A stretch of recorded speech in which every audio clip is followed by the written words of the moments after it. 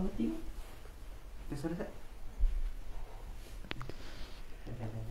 bismillah. Ada.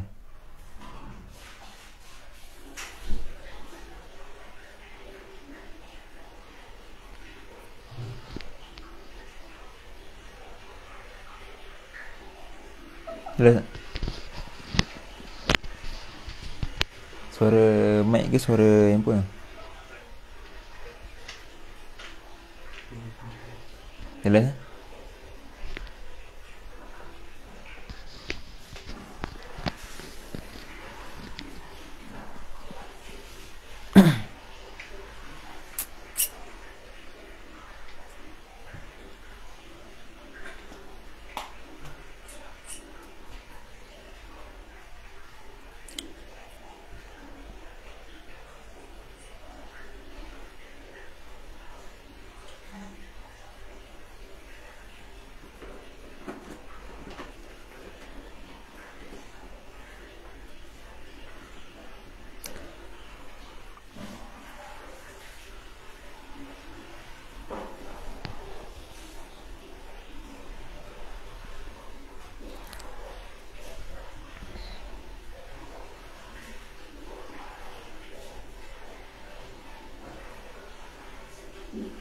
Dah.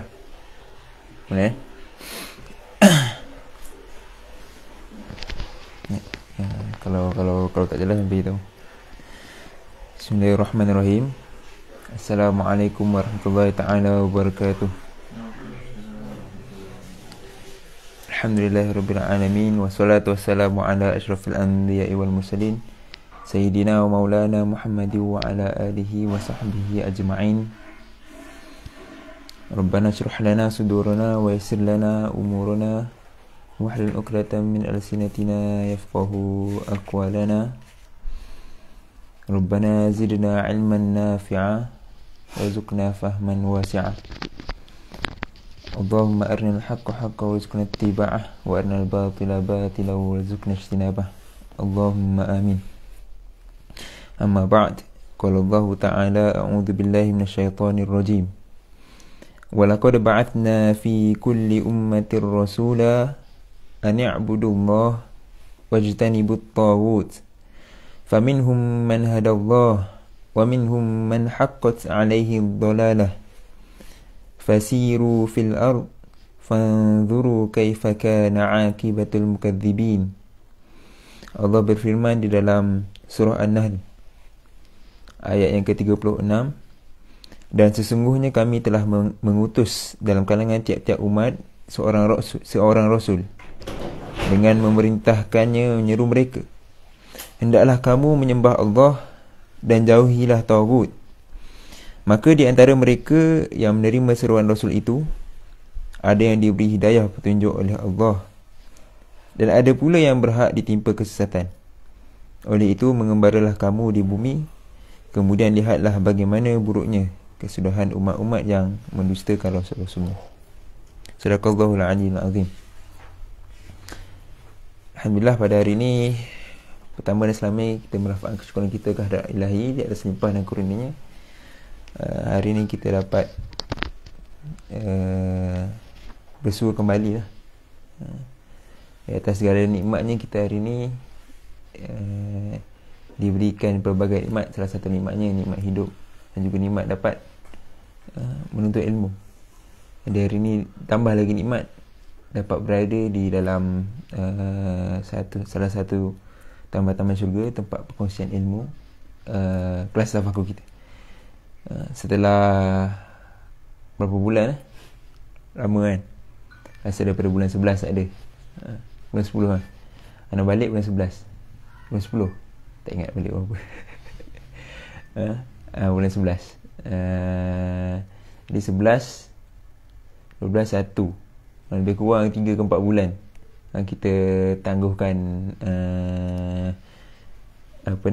kelas tafakur kita, daripada 6 bujang sampai dah kahwin kan.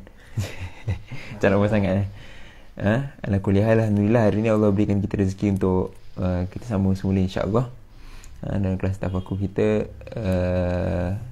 dalam kitab Al-Wajiz fi Usulil Fiqh. Jadi hari ni insyaAllah kita akan sambung dalam bab istishab. Dah separuh lah, dah separuh kitab. Jadi kalau ada sahabat-sahabat yang yang baru join itu boleh ulang kaji dulu lah, insyaAllah. Baik.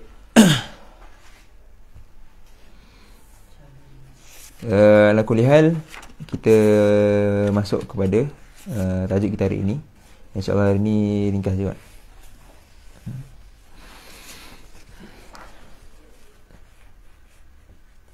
Surat 113.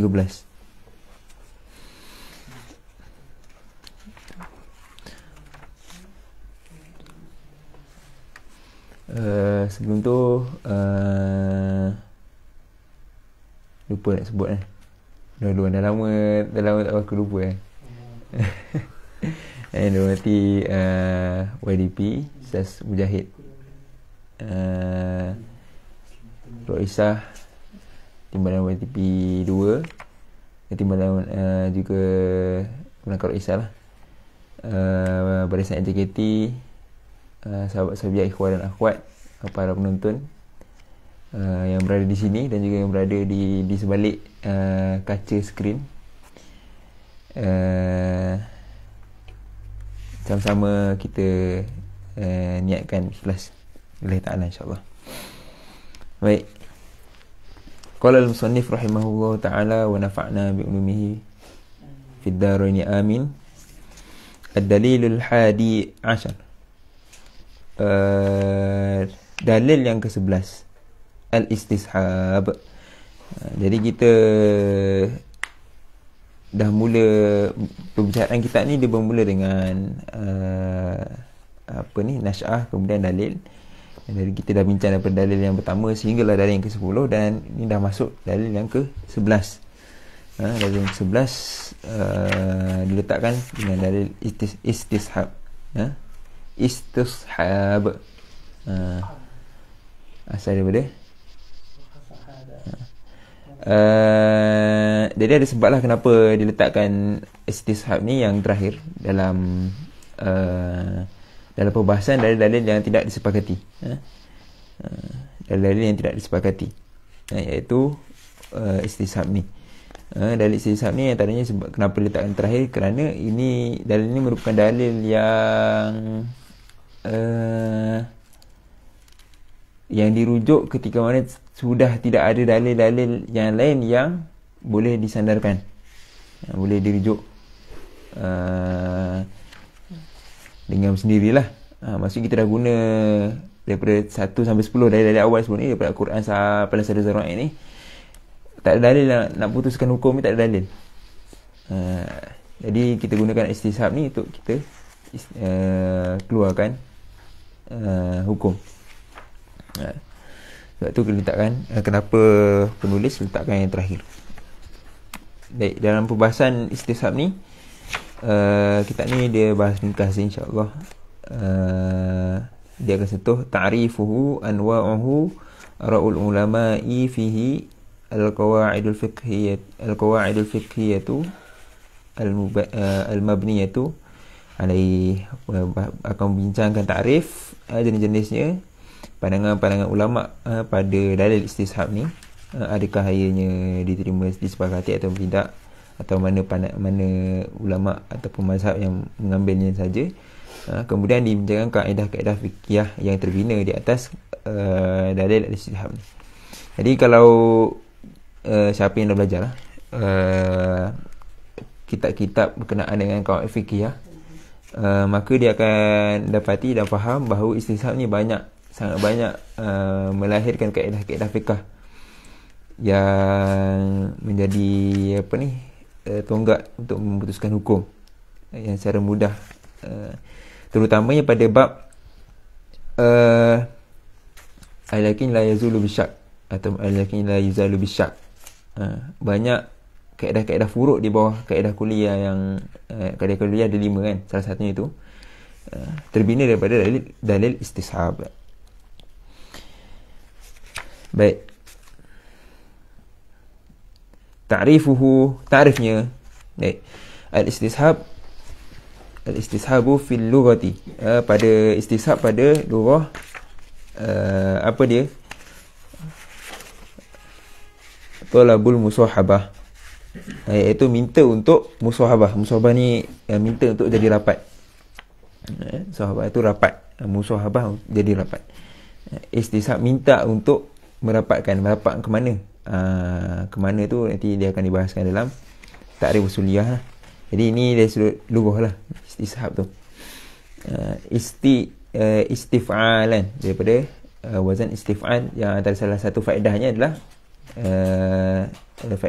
litolab. Baik. Wa 'indal usuliyyin, dan di sisi ulama usul fiqh, apakah makna istishab itu? Huwal hukmu bi thubuti amrin aw nafihi fi zamanil hadiri awil mustaqbal, iaitu satu hukum, yang mana hukum tadi dengan sabitnya satu perkara, ataupun nafihi, ataupun nafi nafi amrin, sabitnya satu perkara ataupun ternafi satu perkara tadi, fi zamanil hadir, pada masa yang sekarang, awil mustaqbal, ataupun masa akan datang.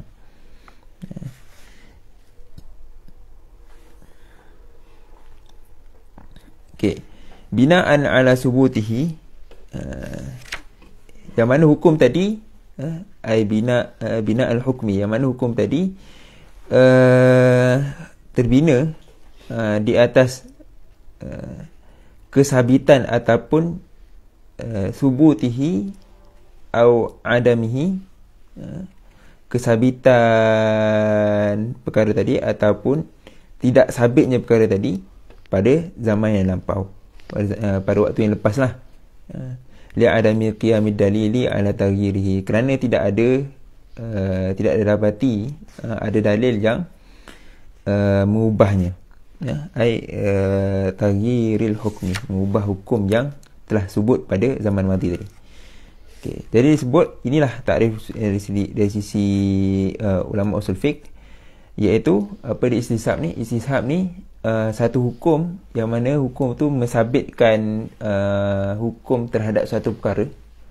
Istishab ni mensabitkan hukum terhadap satu perkara, ataupun dia mensabitkan tidak ada hukum tersebut terhadap satu perkara pada zaman yang sekarang ni lah. Macam dia sabitkan atau dia tidak mensabitkan hukum tersebut berdasarkan binaan ala, berdasarkan ke atas sabitnya ataupun tidak sabitnya hukum tadi, hukum yang dia nak letakkan ni pada zaman yang lepas. Kenapa dia boleh buat macam tu? Kenapa dia boleh sabitkan hukum yang lepas ni pada zaman yang sekarang? Sebab apa? Sebab tak ada dalil yang menunjukkan bahawa hukum tersebut telah berubah. Dia ada qiyamid dalil ala taghyirihi, ala taghyiril hukmi, ataupun taghyiri berubahnya hukum yang telah sabit. Baik, itu gambarannya lah. Faham biasa kita buat kan. Kalau dalam gambaran mudahnya, kalau apa, contoh kita dia biasanya perbincangan dia sangat rapat dengan syak. Sebab tu disebut, kita tengok fa idza sabata wujudu amrin wa syakka fi adamihi, ay adami wujudi amrin, hakamna bi baqaihi. Disebut, maka sekiranya telah tersabit, jika sekiranya sabit wujudnya satu perkara, ataupun kemudian syak dah lepas satu hukum ataupun satu perkara tu dia dah sabit, dah pasti, kemudian syak adakah perkara tersebut telah hilang, atau adakah kesabitan tersebut telah hilang, maka kita berhukum dengan kekalnya ia. Kita berhukum dengan kekalnya ia, sebab perkara tadi syak. Sebab tu kita cakap tadi, istishab ni sangat berkait rapat dengan kaedah al-yakin la yazalu bisyak. Yang kita yakin tadi tu dia dah sabit pada masa lampau tu. tapi kita syak. Syak yang sekarang ni dia tidak mampu menghilangkan hukum yang sabit yang sebelum ni. Maka kita hukumkan kesabitan yang lalu itu terhadap hukum sekarang, yang mana hukum sekarang yang kita lagu tu adalah syak, sama ada dia ada atau tak ada. Contohnya apa? Contoh paling mudah lah. Biasa kalau kita dah berwuduk, nak pergi solat, okay, kita dah wuduk solat maghrib, kemudian nak tunggu solat isyak sekejap je kan. Solat isyak lepas tu lama tu dah azan, nak pergi solat, kita lupa syak. Syak ni apa? Syak ni kita tak dapat nak memilih di antara dua atau lebih pilihan yang sama. Biasanya dua lah, level dia sama. Kalau salah satu benda dia zone, zone ni lebih sikit, yang lebih tu adalah zone, dia lebih sikit. Kalau contohlah dia dah wuduk, okay, nak solat, aku dah batal belum? Kalau aku dah batal ke, atau aku dah batal tu, atau belum batal tu, dia level dia sama, itu syak. Kalau macam aku macam dah batal tadi kan, lebih sikit, itu dah masuk zone lah. Jadi zone tu tidak termasuk dalam perbahasan ni lah. Maksudnya perbahasan al-yakin la yazulu bi syak tu hanyalah pada perbahasan syak saja. Jangan pula aku zone sebenarnya aku dah batal ni, buat syak. Tak boleh. Jangan macam tu. Lagi satu syak tapi dah ada, kemudian dah ada dalil atau petunjuk ataupun murajjih. Biasa kalau kita syak ataupun ta'arud baina syai'ain ni, syak tu adalah ta'arud baina syai'ain ala qadri sawa, dengan kadar yang sama. Kalau kita syak perkara yang sama, tapi lepas tu ada dalil, atau korinah, petunjuk yang mengatakan, atau istilah dia murajjih dalam istilah usul fiqh, yang ada dalil, al-qarinah ataupun al-murajjih, yang menunjukkan ataupun memberatkan kita ke arah salah satu dua benda tadi. Maka dia tak boleh kita nak syak juga. Kita syak, aku dah batal belum. Lepas tu tanya member sebelah tu tadi, ada bau-bau tak? Member kata ada lah, macam bau-bau sikit. Itu dah ada korinah, jadi tak boleh lah. Contoh, ataupun tengok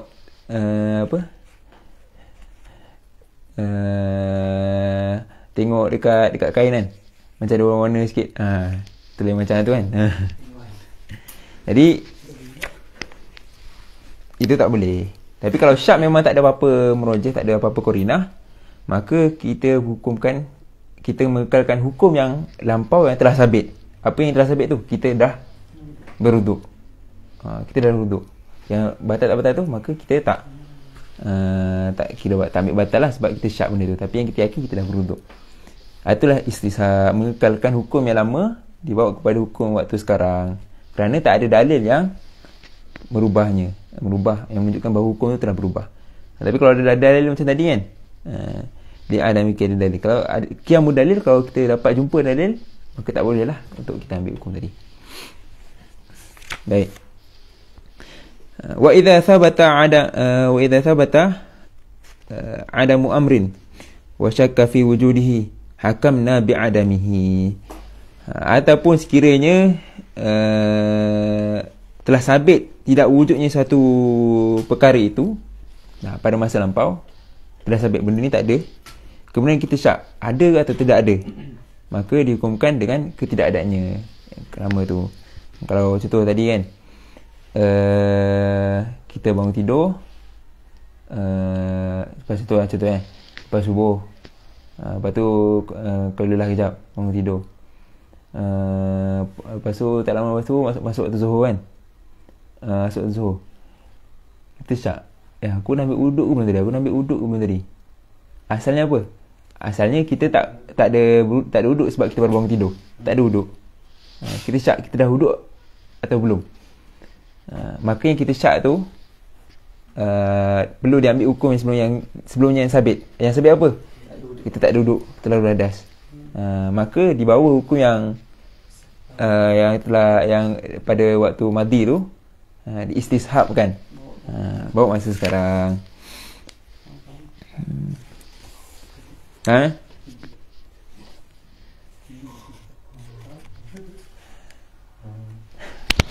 Baik. Tapi beza tadi kalau kes yang pertama tadi kita yakin dah sabit ada uduk. Yang kedua ni sabit tak ada uduk. Yang yakinnya. Wa bina'an alaihi idza aradna ma'rifata hukmi aqdin aw tasarrufin wala nassa yadullu ala hukmihi nahkumu bi ibahatihi ala anna al-asla fil asya'i al-ibahah. Maka dibina ke atas perkara tersebut, dua perkara itulah sebut wujud amrin fil madhi au adam thubutihi fil madhi tadi. Kalau kita hendak mengetahui idza aradna ma'rifata hukmi aqdin, kalau kita nak mengetahui hukum akad, suatu akad ataupun suatu tasarruf atau transaksi fi wujudihi wala nassa yadullu ala hukmihi, dan tidak ada nas yang menunjukkan ke atas hukum akad ataupun hukum transaksi tersebut, nahkumu bi ibahatihi, maka kita berhukum dengan keharusan akad ataupun tasarruf transaksi tersebut. Binaan ala anna al-asla, dibina di atas kaedah iaitu al-asla, anna al-asla fil asya'i, asal pada suatu perkara itu adalah ibahah. Bila satu benda tu tak ada hukum, maka kita tengok asalnya. Asalnya sebelum itulah maksudnya. Kalau tak ada dalil yang cerita pasal keharaman atau tak boleh buat benda tersebut, maka hukum satu benda tu adalah harus. Jadi kaedah ni, al-aslu fil asya' al-ibahah ni, dia ada dalil-dalil lah macam mana ulama' boleh membuat satu kaedah ni berdasarkan istiqra' kepada dalil-dalil yang ada dalam Quran. Nanti dia akan ceritalah. Cuma satu soalan. Kenapa dalam kaedah-kaedah ni biasa disebutkan khabar kepada kaedah ni al-ilaman, al-aslu fil asya', al-aslu fil asya'i al-ibahatu. Sedangkan kita biasa belajar kalau dalam apa, mubtada khabar, mubtada kena makrifah, khabar kena nakirah. Baru jadi khabar. Kalau nakirah ni dia tak ada khabar kan. Contoh apa?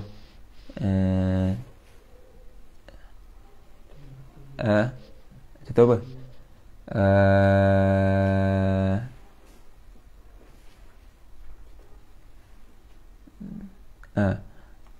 Itulah al-abu jamilun. Bapa itu seorang bapa itu dia handsome kan? Handsome. Baru jadi mubtada khabar. Tapi kalau kita al-jamilun tu kita buat al-jamilu, dia tak jumpa khabar lagi kan, baru mubtada.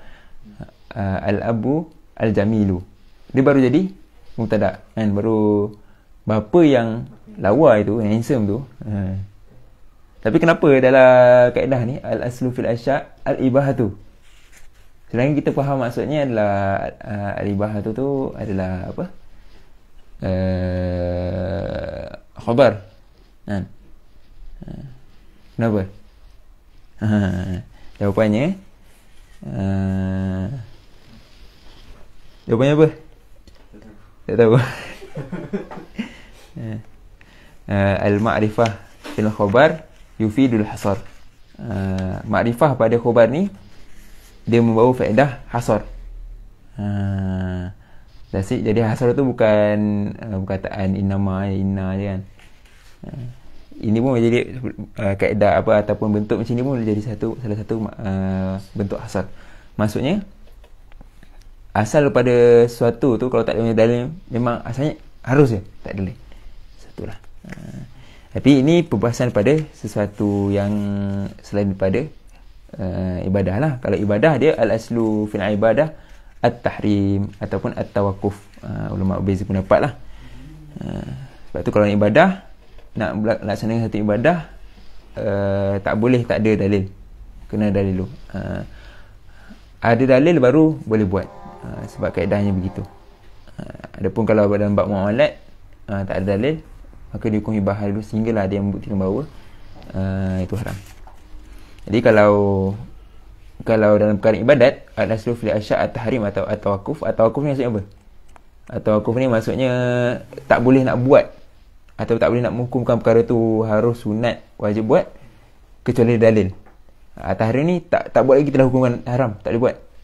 Beza al-aslu fil asya' at-tawaqquf atau at-tahrim. Kalau dalam bab ibadah, biasanya dua itulah, at-tahrim ataupun at-tawaqquf. Jadi maksudnya bila kita kata tak boleh nak buat sehingga kan ada dalil baru boleh buat dalam bab ibadah, jadi tanggungan terhadap orang yang perlu bawa dalil tu, siapa yang perlu bawa hujah, itu adalah orang yang nak buat. Jadi kalau seorang buat satu, dia mencipta, dia kata kan, ni ibadah ni sekian-sekian macam ni, ni cara ni macam sini, dan benda tu adalah berkaitan ibadah. Mana orang tanya, apa dalil kau? Yang atau cakap ni tak boleh ni, mana dalil? Tak ada dalil, tak ada dalil. Jadi yang terpundak di atas dia, yang terpundak ke atasnya untuk membawa dalil adalah orang yang membuat ibadah tersebut. Beza dengan muamalat. Kalau muamalat, bila dia buat satu, contoh dia buat satu perniagaan, ada orang tuduh dia kata, ni tak boleh ni, haram ni perniagaan kau ni. Bila dia tuduh macam tu, yang terpundak ke atasnya untuk membawakan hujah atau dalil adalah orang yang menuduh tadi. Sebab al-aslu fil muamalat al-ibahah, asal dia buat adalah ibahah, kecuali ada unsur-unsur haram lah dalam muamalat. Tiga, riba, gharar, itu apa? Batil. Tiga ni biasa orang sebut masih, tapi ana suka nakalkan apa yang disebut oleh Imam Ibn Arabi Al-Maliki. Bukan Ibn Arabi yang sufi falsafah tu. Ni Ibn Arabi Al-Maliki, ulama besar mazhab Maliki. Sebuah tiga tu dalam ahkamul Quran. Jadi kalau orang kata perniagaan kau ni haram ni, maka yang kena, yang terpundak ke atasnya bawa dalil tu adalah orang yang menuduh tadi tu, yang mendakwa. Baik, faham beza dia. Wa idza uridu ma'rifata hukmi hayawanin aw nabatin aw jamadin aw ta'amin aw syarabin aw amalin ma. Jadi sekiranya kita nak, sekiranya aku nak mengetahui satu hukum berkenaan dengan haiwan ataupun nabat, tumbuh-tumbuhan, ataupun jamad, benda-benda keras, ataupun makanan ataupun minuman, atau apa-apa pekerjaan pun, wala dalilun wala dalila ala hukmihi fin nususi, dan tidak ada dalil ke atas hukum perkara-perkara tersebut tadi pada nas-nas Al-Quran dan As-Sunnah, yahkumu bi ibahatihi, maka kita berhukum dengan, dihukumkan, yuhkamu bi ibahatihi, dihukumkan dengan keharusannya, keharusan benda-benda tadi bila tak ada dalil. Li'anna al-ibahata hiya al-asl, kerana ibahah, harus itu, keharusan itu adalah asal pada perkara-perkara tersebut. Ini perkara-perkara yang selain daripada ibadat lah. Dia bagi contoh lagi, wal aslu fil fatah al-bakarah, asal pada perempuan muda adalah, remaja muda adalah dara. Wala tuqbalu da'wa thuyubah illa bibayyinatin, maka tidak diterima pendakwaan bahawa fatah tu, perempuan muda ataupun remaja perempuan tadi tu, dia adalah janda yang telah dikahwini ataupun yang telah hilang dara, kecuali dengan bayinah, dengan bukti lah. Jadi tak boleh tuduh, senang-senang nak tuduh perempuan ni dia tak ada dara, kecuali kau ada hujah, ada bukti. Kerana asal perempuan itu adalah dara. Wal aslu fit ta'iri as-sa'idi adamu ta'allum, dan asal pada binatang-binatang terbang yang kita guna untuk buat buruan, adamu ta'allum, tidak ada, tidak diajar, tidak berpelajaran. Itulah, tidak diajar lah. Wala yuthbit al-ilmu illa bibayinah, dan tidak disabitkan bahawa binatang tadi berilmu atau telah diajar kecuali dengan bukti lah. Kalau kita nak ambil contoh paling mudah sekali dalam realiti kita, anjing lah kan. Anjing ni kalau dalam hadis sebut tak boleh kita bela ataupun kita manfaatkan satu anjing tu kecuali pada 3 perkara kan, iaitu untuk berburu, untuk menjaga tanaman, dan untuk menjaga haiwan ternakan. 3 perkara ni saja. Cuma yang menjaga rumah tu ulama kias dan sebagainya lah. Cuma ulama sepakat, Pak Mazhab, 3 perkara ni, sebab 3 perkara ni disebut secara jelas dalam hadis sahih. Jadi kalau kita nak beli, contohlah beli satu anjing tu kan, dia kata anjing ni kita dah ajar lah, waktu kita balik, contohlah ni polis kan, balik lepas tu dia baling benda kan, go, dia senyap kan, dia senyap je kan, tak gerak, jadi tak boleh lah, dia kena pulang balik. Jadi sebab tu kalau ikutkan hukumnya, dia kena betul dah ajar ni kan, kau cuba kau tunjuk dulu, baru tu. Sebab asal pada haiwan tu, kita kena faham, asal pada haiwan tu dia tidak dilatih. Kalau nak kata haiwan tu telah terlatih, kena tunjuk bukti dulu. Itulah contoh dia. Baik. Wa dalilu kaunil asli fil asya'i al-ibahatu, dan dalil terjadinya suatu perkara itu pada asalnya adalah ibahah, harus, adalah qauluhu ta'ala walladhi khalaqalakum ma fil ardi jami'a. Dia yakni Allah lah yang telah mencipta untuk kamu semua, yakni manusia, apa yang ada di muka bumi ini secara seluruhnya. Wa ayatu tashirun ma fil kauni lil insan, dan ayat ini dia menunjukkan keluasan apa yang telah dicipta ni kepada manusia, lil insan. Sebab tu sebut huwallazi khalaqa lakum. Lakum kat sini la huruf jar di sini faedahnya adalah takhsis, khusus kepada manusia. Semua perkara yang Allah cipta kat atas muka bumi ni, jami'an ni, semuanya khusus untuk lakum, untuk manusia. Untuk manusia buat apa? Maka ulama sebut lil intifa', boleh terujuk dalam tafsir ataupun mana-mana kitab usul fiqh yang bahasa istisab ni jangan sebut.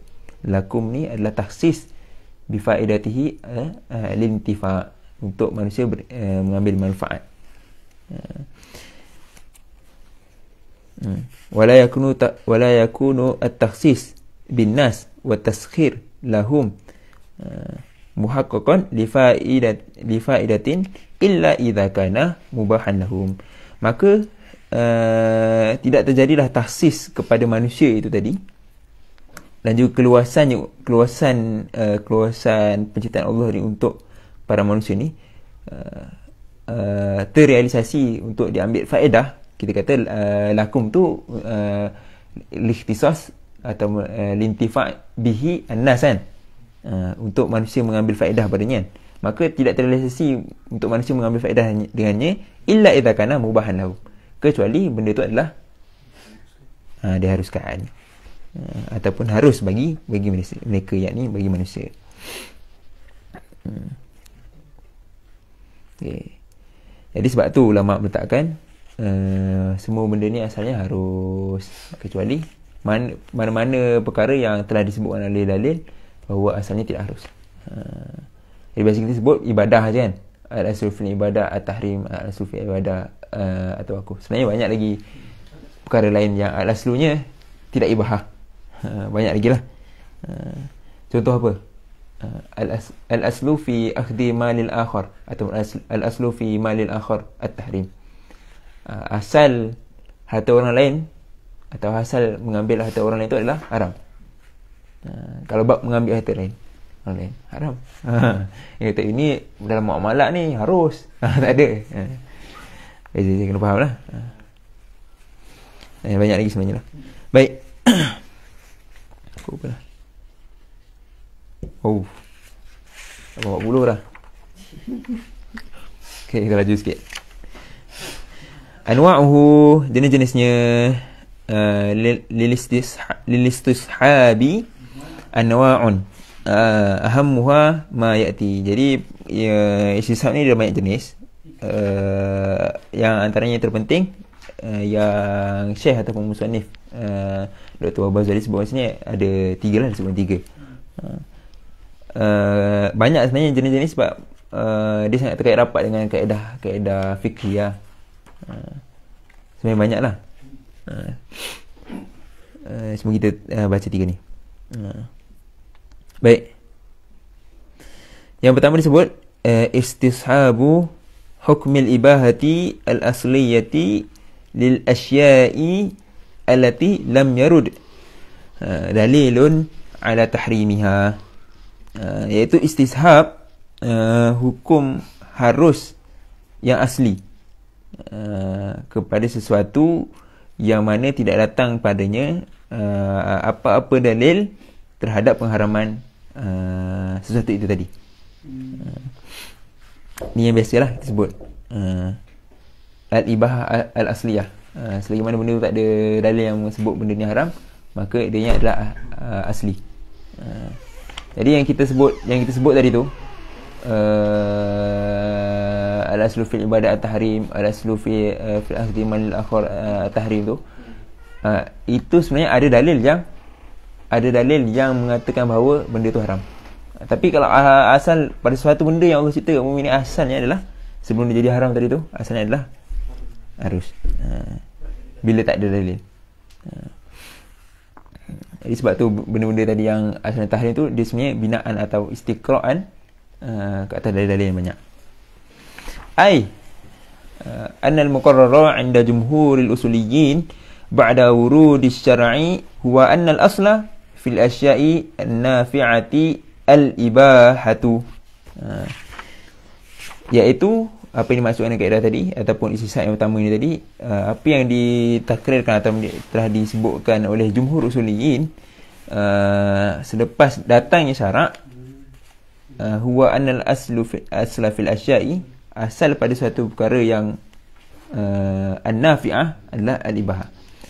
Jadi selepas di istiqra' ditengok dari dalil yang ada dalam Quran ni yang menceritakan tentang semua benda yang atas bumi ini, maka jumhur usuliyin menyebutkan al-aslu fil asya' an-nafi'ah. Benda-benda yang bermanfaat ni asalnya adalah harus.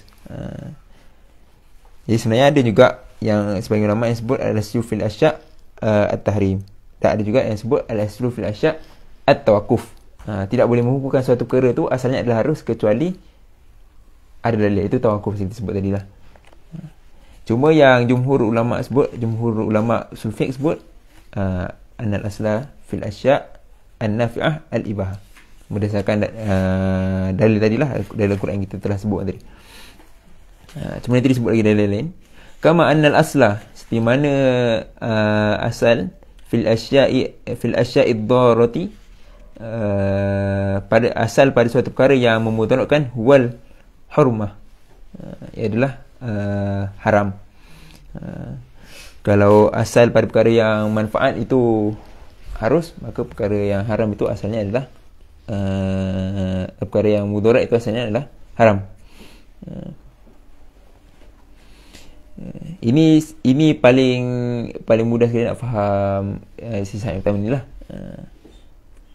Sebab tu kalau kita baca pasal nasy'ah kawaid fiqhiyah, daripada asalnya bukan 5 kuliah tu, asalnya banyak, sehinggalah pada satu tahap di zaman Imam Izzuddin Abdul Salam, Sultan Ulama, dia melakhiskan ataupun lagi apa, simpulkan meningkaskan kehendak syarak ni, ataupun dalam syarak ni kaedah-kaedah faham pada perkara yang tidak ada nas ni dua je, iaitu jalbul masalih wa darul mafasid. Imam Izzuddin Abu Salam sebut. Baik. Dalil awal, jadi sebutkan dalil yang pertama iaitu ayat yang tadi, wallazi khalaqalakum ma fil ardi jami'a, wa qauluhu ta'ala.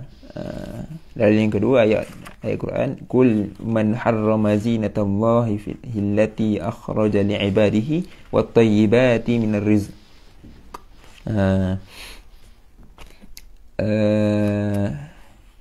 Dan dalil yang ketiga, wa qaulu subhanahu al-yawma uhilla lakumut thayyibat. Hari ini aku telah menghalalkan untuk kamu semua, yakni manusia, perkara-perkara yang baik. Wal muradu bit thayyibat, apa yang dikendaki dengan at-thayyibat itu adalah ma tastatyibuhu al-anfs, apa yang dikira baik olehnya padanya oleh manusia. Apa yang manusia buat, manusia pula manusialah, apa yang jiwa manusia rasa itu baik, maka termasuk dalam at-thayyibat tu. Walaysa al-mubahat, bukanlah semata-mata benda yang harus, kerana ada benda yang harus dia yang memudaratkan. Jadi at-thayyibat di sini maksudnya bukan semata-mata benda harus, tapi benda-benda harus yang baik, yang dikira baik oleh manusia. Sebab tu kalau benda harus nampak tak ada dalil harus tapi dia ada mudarat, maka dia termasuk dalam kaedah al-aslu fil asya'id dharah huwal hurmah. Wa dalilu kaunil asli fid dhari huwal hurmah. Adapun dalil bagi sesuatu perkara yang mudarat itu adalah haram adalah hadis Nabi SAW, la darara wa la dirar. Tidak ada kemudaratan dan tidak memudaratkan. Jadi kalau kita baca dalam bab ni atau membaca pendengar hadis ni, ataupun dalam kaedah fikih yang berkenaan dengan kaedah ad-darar yuzal, maka dia berdasarkan hadis ni juga. Dan ulama berbeza-beza pendapat lah tentang perbezaan makna darara, la darara dengan la dirar tu. Jadi dua-dua tu berbeza wazan, berbeza bentuk. Jadi kaedah sebab apa? Bertambahnya huruf, bertambahnya makna kan. Jadi yang penting ada beza. Bezanya macam mana tu maka ulama khilaf. Ada yang kata yang ad-darar tu tidak sengaja, ada yang kata ad-dirar dengan sengaja. Cuma itu yang tak famous lah. Yang famous sebut dua. Ad-darar ni adalah merosakkan diri sendiri, kemudaratan pada diri sendiri. Ad-dirar, kerosakan pada orang lain. Yang kedua, ad-darar itu adalah memulakan kerosakan. Daripada tak ada apa-apa, mulakan kerosakan. Ad-dirar itu adalah membalas kerosakan.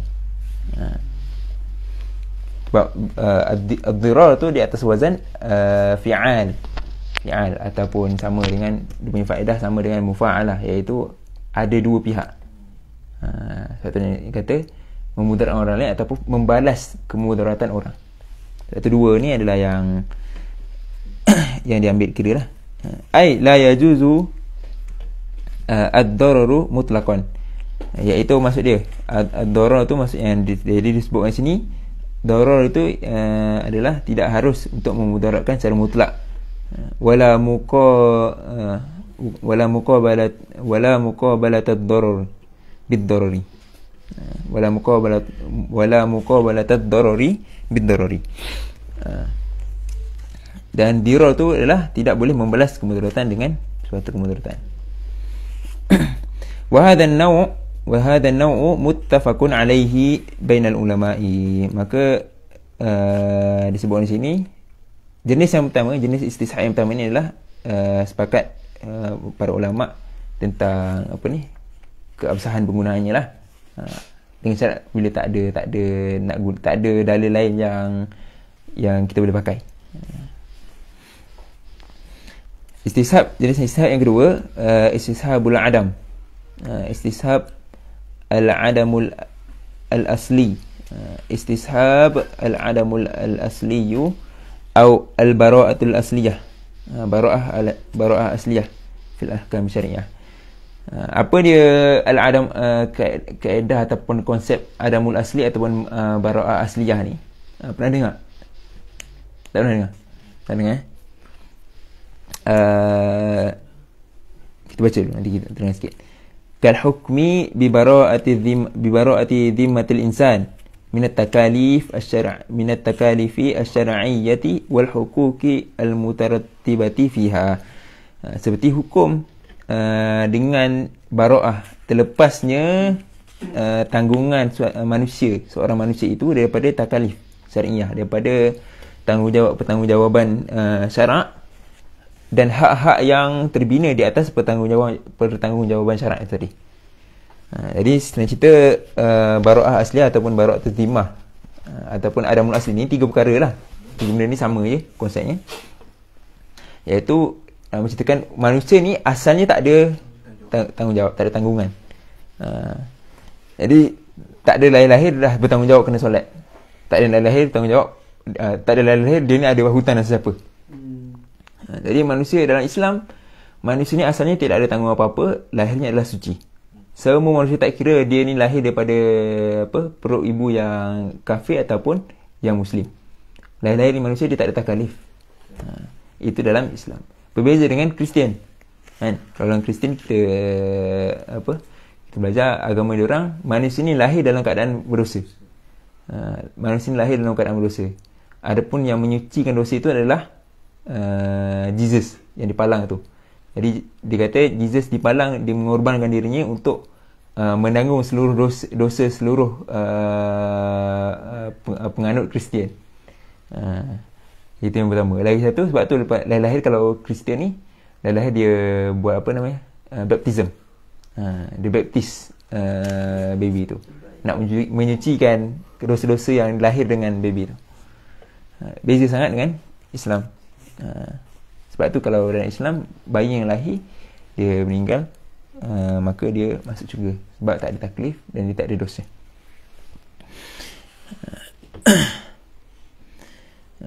Dan disebut ni wal huquq mutarattibah, termasuklah bukan sekadar taklif dia, tapi hak-hak ke atasnya yang terbina di atas taklif tadi. Sebab tu setiap taklif ataupun pertanggungjawaban, setiap tanggungjawab dia ada hak. Setiap hak dia ada tanggungjawab. Kita tak boleh nak claim sesuatu tu hak kita tanpa kita ada tanggungjawab terhadap perkara tersebut.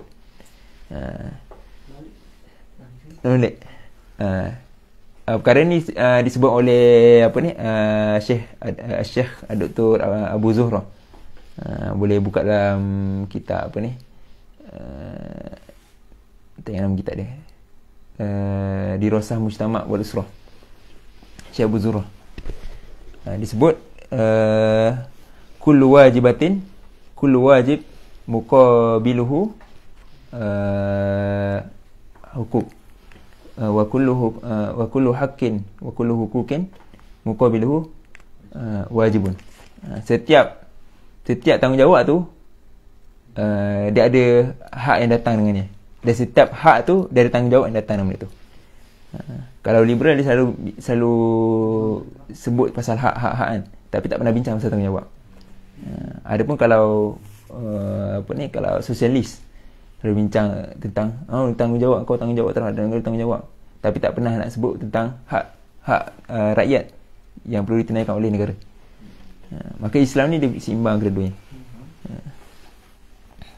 Sebab tu disebut kat sini takalif syariah wal huquq al mutarattibah. Cuma perbahasan ni detail lah. Dalam Islam perbahasan detail, dia ada ahliyatul adat dan ahliyatul wujub. Walaupun ada dalam keadaan dia ni tak ada takalif syariah, tapi dia ada hak. Contoh baby. Baby yang mengandung baby yang dalam kandungan,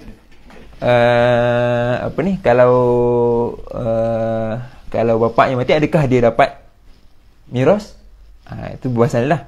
Bahasan tu nanti boleh carilah. Kalau bahasan ni besok malam baru habis. Okey. Jadi cerita tadi, asal pada manusia ni adalah tidak ada tanggungan pada takalif syariah dan juga hak-hak yang terbina di atas takalif syariah tadi. Hatta yujadu dalilun syar'iyyun yadullu ala taklifi, sehinggalah ada dalil syarak yang menunjukkan bahawa adanya pentaklifan. Adanya pentaklifan dengan apa? Dengan balik, dengan balik. فإذا ادعى شخص على آخر دينا فعليه إقامة الدليل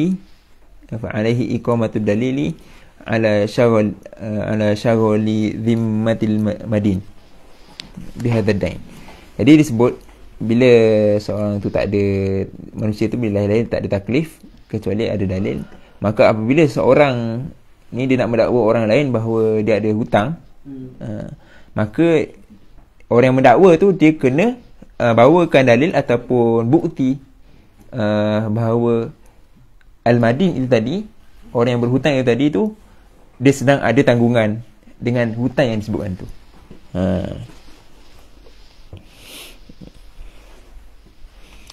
Fa idza lam yastati' itsbatahu, maka jika dia tidak mampu untuk mengisbatkan ataupun membawakan dalil bahawa penghutang tadi tu sedang berhutang dengan dia, kanat zimmatul mudda'i alaihi bi bari'atun, maka tanggungjawab orang yang dituduh itu terlepaslah, bari'ah, dia bari' daripada zimmah, tanggungan itu. Tanggungan yang ditanggung oleh orang yang tidur tu terlepas dari dia. Itu sekiranya dia dituduh dia ada hutang lah. Beza kalau dia ni dah ada hutang, lepas tu dia cakap, orang yang berhutang tu dia cakap, aku dah bayar. Tapi orang yang memberikan hutang tu dia kata, engkau tak bayar lagi. Itu kes dia lain. Ni kes yang dia cakap engkau ada hutang aku. Tak ada. Tak. Asal manusia tu dia tidak berhutang. Jadi kalau nak tuduh orang ni berhutang, dia kena datang bukti. Sebab tu dalam Islam, Al-Quran sangat menggalakkan untuk kita tulis, tak tahu hutang. Manusia ni selalu lupa. Kalau nasib baik kita tengok grup siapa-siapa yang ada hutang dengan kita tu, nasib baik ada lah orang PM kan. Lalu tulis hutang. Mana tadi? Wa idza alzamna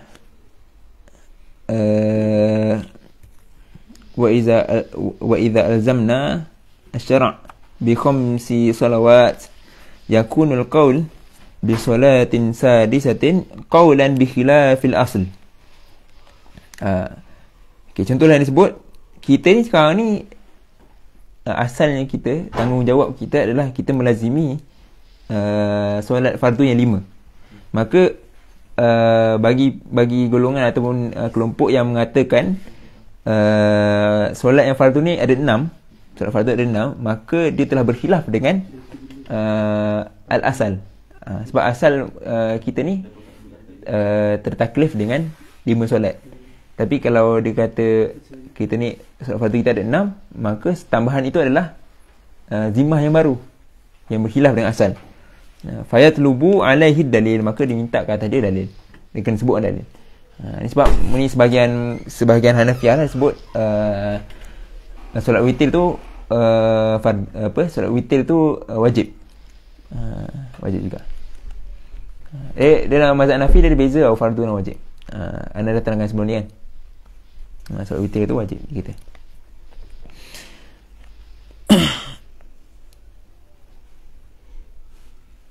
Wa idza aujaba asy-syar'u shaum syahri ramadanin yakunul qawlu biwujubi sawmi syai'in min sawalin qawlan bi khilafil asl. Sama juga kalau kita cakap sekarang ni kita telah diwajibkan oleh syarak untuk puasa bulan Ramadan. Puasa bulan Ramadan je lah yang puasa fardu. Maka orang yang kata wajib puasa dalam bulan Syawal, maka dia telah berkhilaf dengan asal. Fayatul lubu alaihi dalil, maka minta padanya dalil. Kalau dia kata ada juga puasa wajib bulan Syawal ni, kena bawa dalil. Sebab tu al-aslu apa tadi? Al-aslu fil ibadah at-tahrim ataupun at-tawakkuf. Tak boleh nak buat kecuali dalil. Tak boleh nak kata ibadah satu ni wajib ke sunat ke kecuali ada dalil.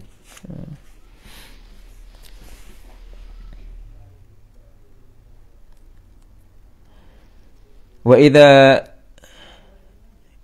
idza da'a asy-syarik anna al-mala lam yuntaj ribahan,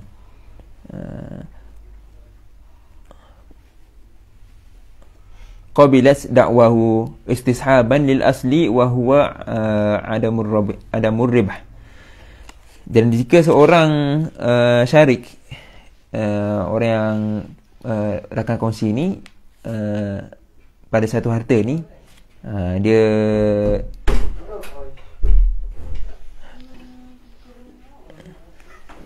tadi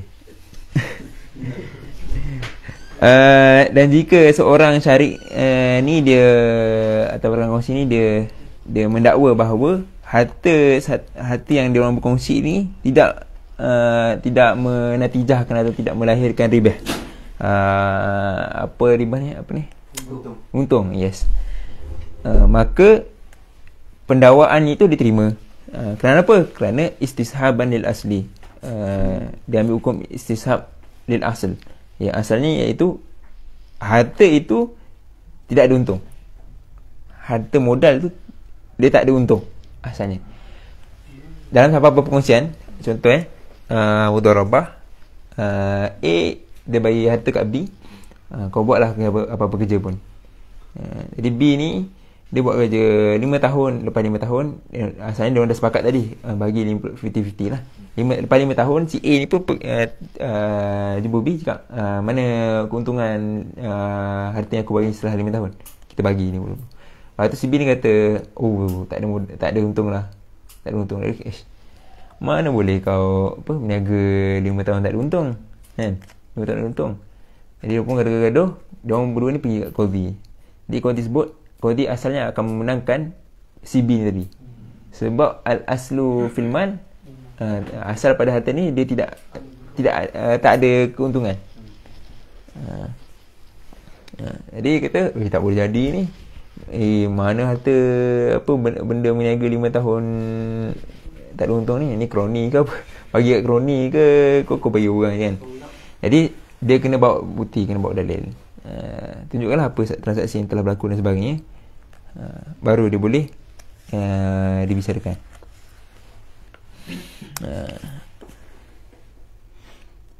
Tapi kau ni dia takkan mudah-mudah sebutlah kau menang, kau kalah, tak ada. Dia akan ada proses tabayun dan sebagainya lah.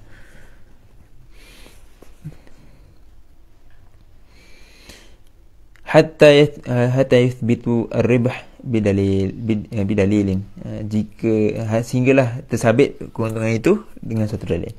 Wa idza istara al-'amilu sanfan min al-badai, jika seorang pekerja itu dia membeli sebahagian daripada barangan, satu bahagian daripada barang-barangan, fada'a rabbul mali annahu mana'ahu min syara'ihi, maka kemudian rabbul mal,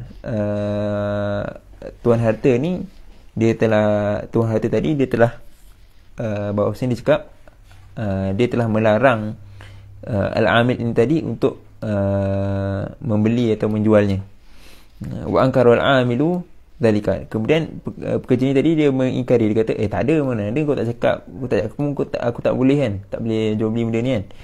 Sadaqal amilu fi da'wa, maka yang akan menang ni adalah, akan menang pada asalnya adalah pekerja ni tadi. Sebab apa? Istishaban lil asli wa huwa adamul man'i, kerana asalnya dia ni tak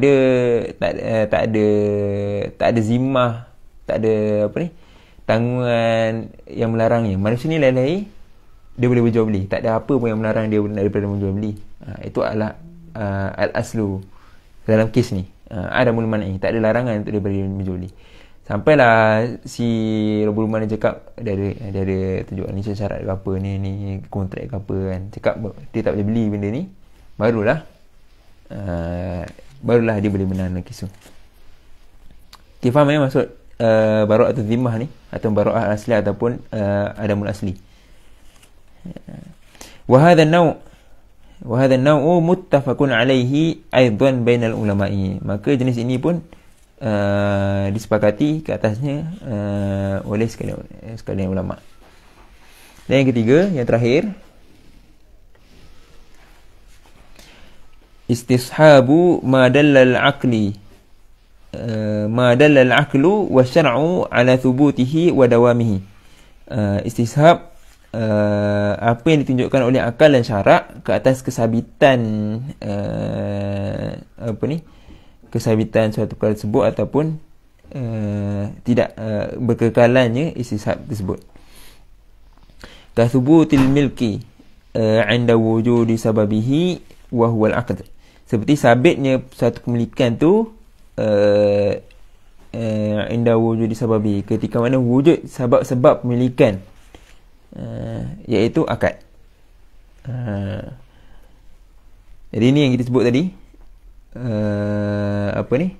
al-aslu fi malil akhar ataupun al-aslu fi akhdhi malil akhar at-tahrim. Asal mengambil harta orang lain ni adalah haram, tak boleh. Jadi nak mengatakan yang kita boleh ambil harta orang ataupun sabit harta orang tu terhadap pemilikan kita, macam mana?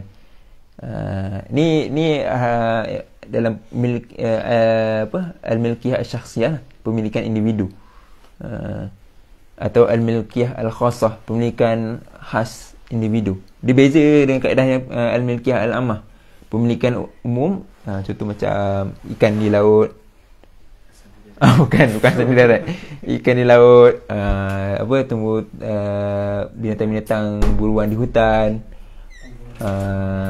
apa lagi, air sungai, tu an-nas syuraka al-thalas kan, al-ma' wan nar wal kila' kan.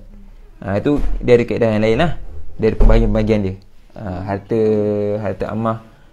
Harta ammah di daulah, harta ammah di baitul mal, Yang kes ni untuk al-milkiyah al-khassah, pemilikan yang khusus harta orang lain tu, asalnya adalah haram. Yang membolehkan untuk kita mengatakan pemilikan harta orang lain telah tersabit ke atas kita, pemilikan itu telah terjadi ke atas kita, ulama sebut, tadi ulama simpulkan ada tiga, iaitu apa?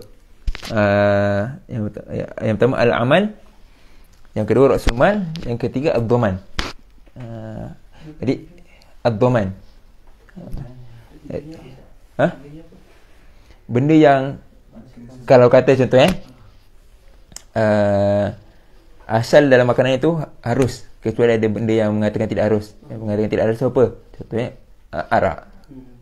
Kalau dalam jual beli, semua benda jual beli adalah harus, kecuali ada yang mengatakan, ada dalil yang mengatakan tidak harus ataupun haram. Yang tidak haram, yang haram tu apa? Ulama simpulkan riba, gharar, batil. Kalau dalam pemilikan ni, kes kaedah tadi al-aslu fil ahdil mal al-akhar at-tahrim, sehinggalah ada dalil yang mengatakan boleh ambil itu, ada tiga perkara yang mengatakan yang menjadi sebab kita boleh mengambil harta orang lain, iaitu al-amal, ra'sul mal, modal, amal itu pekerjaan lah. Kedua ra'sul mal, modal. Yang ketiga dhaman. Dan ketiga-tiga ni tidak berlaku kecuali ada akad. Sebab tu disimpulkan sini, inda kathubutil milk inda wujudi sababihi wa huwa al-akad.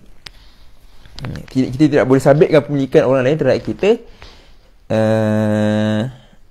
kecuali dengan akad. Wa thubutil halli baina zawjain ba'da al-aqdi alladhi yufiduhu. dan sabitnya halal di antara dua orang yang telah berkahwin selepas berakad serta akad nikah lah, yang mana ia mengambil manfaat daripadanya. Jadi kalau orang dua ni dah sabit dia ni apa ni, dah menikah kan, dah keluar kahwin, kita pernah tengok live dia, dah sah semua kan. Dah lama waktu kita jumpa dia, tak cakap yang korang mana boleh jalan sekali, tak boleh, sebab dah sabit. Ini akal sendiri yang menunjukkan benda tu, faham tak? Sebab dia kata istishab madalan akal. Di samping ada dalil syarak lah. Wasyaghala dhimmatu inda wujudi syawili hatta tabarra'a. Dan berfungsilah tanggung ataupun berjalanlah tanggungan terhadap benda tadi itu ketika mana berjalan lagi akad tersebut hatta tabarra'a, sehinggalah dia barak ataupun akad tu terus terfasah. Jadi tanggungan seorang suami ke atas isteri berjalan sehinggalah terfasah akad tu ataupun dicerai. Sama juga dengan akad jual beli tadi. Tanggungan untuk dia bagi harta dan dapatkan bayaran dan sebagainya. Wa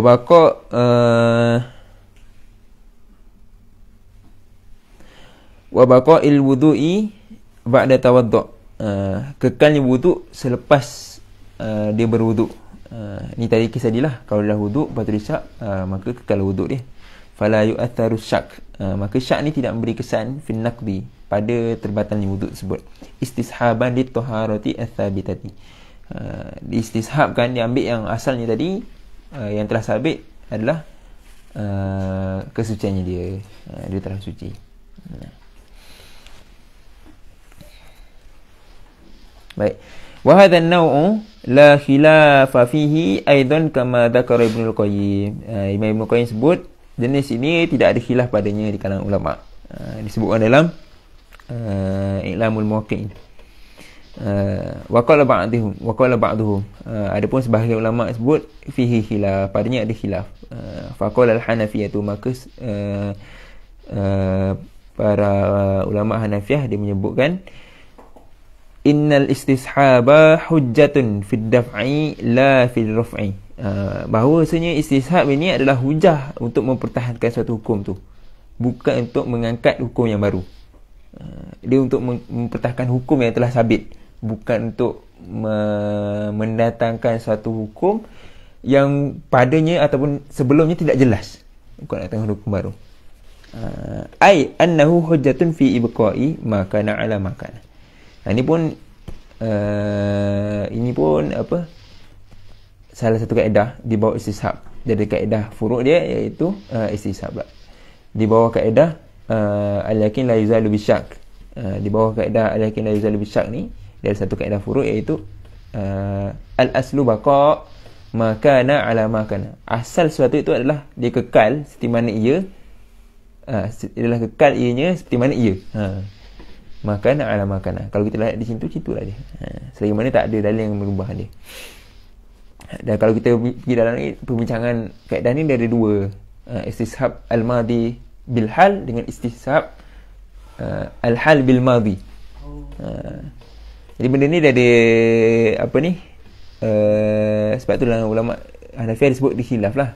Dia tak kata yang jenis ketiga ni sebagai istishab. Maksudnya siapa? Dalam keadaan ni sebut tadi kan, dalam perbahasan al-aslu baqa' makan al-makan itu ada dua jenis kan. Istishab al-madi bil hal, mengekalkan hukum yang lama pada keadaan sekarang. Yang pertama, contohnya macam biasa tadi lah, macam kentuk benda semua tadi tu kan. Wuduk tadi, suci wuduk. Kalau asalnya dia dah sabit, dia ni dah suci, kena syak dia dah tak suci atau tak suci, maka ambil hukum suci. Kalau sabit sebelum dia tak suci, maka dia syak dia dah bersuci ke belum, maka yang dia ambil adalah sebelum tu dia tak bersuci. Itu istishab al-madi bil hal, ambil yang madi dibawa kepada al-hal. Adapun istishab al-hal bil madi, dia mengekalkan apa yang telah sabit sekarang ke atas yang lepas yang tidak jelas. Dengan syarat kes ni tak ada dalil lah. Dengan syarat kes ni tak ada dalil lain yang boleh membuktikan hukum ke atas kes ni, maka Nabi istishab yang jenis ni, iaitu mensabitkan perkara yang telah jelas sekarang, yang sabit sekarang, dan dia tidak ambil madhi perkara yang lalu yang tak jelas. Contoh apa seorang ni sewa kereta, si A sewa kereta B. Dia guna tu lepas tu nak pulangkan, dia chat si B tu chat lah macam kita tu, ada calon ni tak ada masa aku bagi pinjam kan. Dia kata tak ada. Si A pun cakap calon ni dah ada dah. Calon ni dah ada dah. Jadi yang pasti tu kereta tu dah calar sekarang ni. Tapi tak pasti sama ada sebelum ni dah memang ada calar ataupun adakah itu calar baru. Boleh tak pasti. Jadi dia ambil yang sekarang ni. Istishab al-hal bil madhi. Jadi disabitkan yang pasti sekarang ni kereta ni dah calar. Jadi kau yang kena tanggung. Macam tu. Cuma yang inilah yang ulama berkhilaf. Sebab ini berdasarkan akal. Istishab madalal akal. Akal yang nyebut benda ni. Yang menunjukkan kenapa kita kena ambil yang kekal ni. Jadi inilah yang berkhilaf, ulama berkhilaf. Walaysa bi hujjatin li itsbati amrin lam yakun. Dan dia tidak boleh menjadi hujah untuk mengisbatkan satu perkara yang tidak berlaku. Walam ya'khudhu al-imamul Malik bi ba'di halati hadha an-naw'. Imam Malik dia tidak mengambil kaedah ini pada sebahagian jenis. Jadi sebenarnya dua kaedah ni dulu ada istisnayat dia. Mustasnayat dia ada. Cuma kalau nak baca detail tu nanti boleh tengok dalam kitab kita Qawaid Fiqh lah. Falam yajuz as-salatu ma'asyakki fil wudu'i. Maka Imam Malik sebut apa? Tak boleh kau bersolat dalam keadaan kau syak pada wuduk kau. Maksudnya dia dah wuduk, kemudian dia aku dah batal, aku bakal tahu ni solat je lah. Kalau yang ni Imam Malik kata tak boleh. Wa yulzim at-talaqu thalathan. Dan Imam Malik melazimi talak 3 law syakka hal talaqa wahidatan aw thalathan. Kalau seseorang tu dia jatuhkan talak kemudian dia syak, aku tadi jatuhkan talak 3 ke 1, tadi ke 1, maka kalau dia syak tu yang Malik sebut dia telah jatuhkan talak 3. Sebab itu yang lebih selamat. Sama macam kes solat tadi. Ini dia khilaf lah dalam kalangan ulama pada bab yang ketiga ni. Baik, kita berhenti sampai sini dulu. Kita sambung lah. Ada soalan apa-apa? Ya. Sada Zoran ini dah habis sebelum sebenarnya. Betul dah habis. Rasa macam tak pernah sebut pula pasal benda ni. Yang Arab ulama ni sebut. Sebab kita nanti lepas ni kita masuk Arab ulama.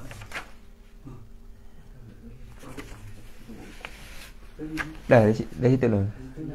Kalau tak apa nanti kita check balik. Kalau belum nanti kita masuk sekejap lah. Untuk lepas tafakur lepas ni baru kita masuk Arab ulama tentang istishab. Baik. Ada soalan? Tanya lah. Hak bertanya adalah pada anda, hak menjawab adalah pada saya. Ana baru atas zimah. Ana tak ada tanggungjawab untuk menjawab soalan dia. Singa. Bismillahirrahmanirrahim. Tak pasti dia kena ketat dengan tajuk. Tapi satu persoalan kalau kita letakkan, kita yang meletakkan diri kita hukum sesuatu terhadap sesuatu. Contoh, aku wajibkan diri aku untuk solat duha. Okay. So apa penilaian hukum solat duha tu terhadap kita selepas tu? Itu soalan lah. Entah letak tu sebab nazar ke just nak membaiki diri lah. Contoh apa ni? Apa istilah dia?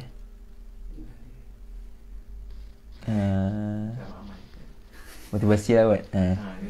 Ada istilah dia, tak terkeluar pula tadi, macam terlintah. Kalau dia dia mengatakan pada dia, aku nak melazimi, aku mewajibkan ke atas diriku solat duha. Dia lafaz tu dia ada perbahasan ulama' tau. Lafaz aku mewajibkan ke atas diriku tu dia ada bahasa ulama', cuma anda tak ingat. Lagi-lagi kalau sebut sumpah lah. Kalau dia wallahi kalau aku melanggar perkara ini, tu kes lain lah. Apa ni, cuma singat lah yang nak yakin je lah ni. Kalau benda tu nazar, maka dia dah jadi apa ni, taklif kat atas kita lah. Kalau kita sebut aku nak wajibkan lepas ni, aku nak kalau contoh lah, aku exam ni aku dapat mumtaz semua kan, lepas ni aku buat solat duha setiap hari, maka wajib kata kita lah. Dia taklif baru lah. Dia itu taklif baru. Maksudnya kalau tiba-tiba lepas ni, kalau ada kawan yang tahu kan, cakap, kenapa hari ni kau tak apa ni, tak solat duha kan, sedangkan kau dah bernazar kan. Dan dia boleh buktikan nazar tu, maka entah memang dah taklif benda tu. Tapi kalau tak ada apa-apa saja cakap aku nak apa ni, aku nak wajib ini, aku solat tu, Wallahu a'lam.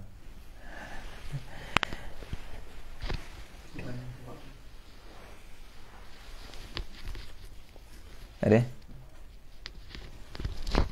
Tapi kalau lafaz itu pada huruf Melayunya tak ada masalah. Kita sekadar nak azam, orang kata azam. Baru jumpa keluar perkataan tu. Bukan nazar, azam. Lafaz tu pada bahasa Melayu dia tak ada masalah, dia berazam. Azam seorang.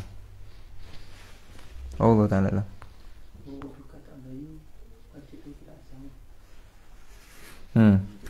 Arab ulama' 110 belum lagi. Ilham sebut. Nanti lepas ni kita masuk lah ya. Allah Ta'ala alam.